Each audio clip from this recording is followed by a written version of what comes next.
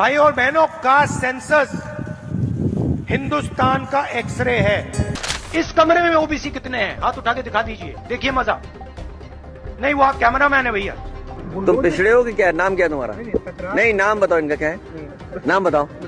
हाँ, मिश्रा जी। अरे मिश्रा जी कुछ तो आइए पता करते हैं यह जातियाँ किसकी देन है। जय श्री राम। नमस्कार मित्रों, आज हम इस वीडियो से यह जानेंगे कि प्राचीन समय में भारत में जातिवाद होता था या नहीं। चलिए हजारों साल पुराना इतिहास पढ़ते हैं। सम्राट शांतनु, जो भीष्म पितामह जी के पिता थे, उन्होंने एक मछुआरे की पुत्री सत्यवती से विवाह किया था। उनका बेटा राजा बने, इसलिए भीष्म पितामह ने विवाह न करके आजीवन संतानहीन रहने की प्रतिज्ञा ली थी। माता सत्यवती के बेटे बाद में क्षत्रिय बन गए, जिनके लिए भीष्म पितामह आजीवन अविवाहित रहे। विदुर, जिन्हें महापंडित भी कहा जाता है, वो एक दासी के पुत्र थे। वो हस्तिनापुर के महामंत्री बने। उनकी लिखी हुई विदुर नीति राजनीति का एक महान ग्रंथ है। कर्ण का भी रथ सारथी अधिरथ के घर में पालन पोषण हुआ। फिर भी कर्ण को गुरु द्रोणाचार्य से शिक्षा मिली और बाद में वह अंगराज भी हुए। महाबली भीम ने वनवासी हिडिंबा से विवाह किया और उनका बालवृक जैसा महान पुत्र हुआ, जिन्हें आज के समय हम खाटू श्याम के नाम से जानते हैं। उन खाटू श्याम अर्थात बालवृक को भगवान कृष्ण ने वरदान दिया कि तुमको कलयुग में मेरे नाम से पूजा जाएगा। श्री कृष्ण जी का स्वयं दूध का व्यवसाय करने वालों का परिवार में लालन पोषण हुआ। और नहीं तो राम भगवान के साथ वनवासी निषाद राज गुरुकुल में पढ़ते थे। वह उनके घनिष्ठ मित्र थे। राम जी के पुत्र लवकुश महर्षि वाल्मीकि के गुरुकुल में पढ़े, जो वनवासी थे। तो ये हो गई वैदिक काल की बात। स्पष्ट है कि कोई किसी का शोषण नहीं करता था, सबको शिक्षा का अधिकार था। कोई भी किसी भी पद तक पहुंच सकता था, बस उसके लिए योग्यता होनी जरूरी थी। प्राचीन समय में वर्ण हुआ करते थे, जैसे कि ब्राह्मण, क्षत्रिय, वैश्य और शूद्र। यह सब वर्ण कर्म के आधार पर थे, जो बदले जा सकते थे।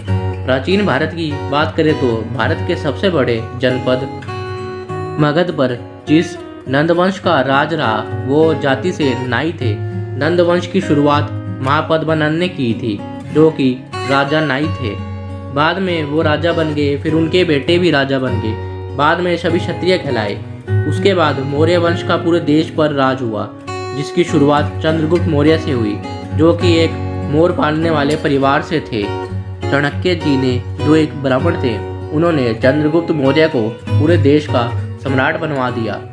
506 वर्ष मौर्यों का देश पर राज रहा।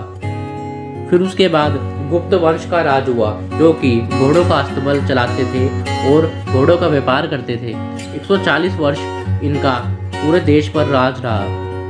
90% प्राचीन काल में भारत में शासन उन्हीं का रहा, जिन्हें आज हम दलित पिछड़ा कहते हैं। तो शोषण कहाँ से आ गया? फिर शुरू होता है मध्यकालीन समय। इस दौरान अधिकतर समय मुस्लिमों का रहा। मुगल काल में देश में गंदगी शुरू हो गई और यहाँ से पर्दा प्रथा, गुलाम प्रथा, बाल विवाह जैसी चीजें शुरू होती है। अंत में मराठों का उदय हुआ। बाजीराव पेशवा, जो कि ब्राह्मण थे, उन्होंने गाय चराने वाले गायकवाड़ को गुजरात का राजा बनाया। चरवाह जाति के होलकर को मालवा का राजा बनाया। अंग्रेजों के राज के समय से जातिवाद शुरू हो गया था। उन्होंने फूट डालो और राज करो की नीति अपनाई। हम उस नीति के शिकार अभी भी है। अब आप ही बताइए कि जातिवाद था या नहीं। Please like and subscribe our channel.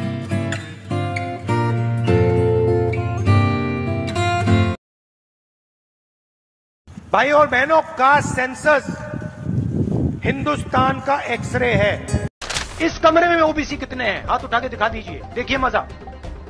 नहीं, वो कैमरा मैन है भैया। तुम पिछड़े हो कि क्या? नाम क्या तुम्हारा? नहीं, नाम बताओ इनका, क्या है नाम बताओ। हाँ, मिश्रा जी। अरे मिश्रा जी कुछ शर्म करो।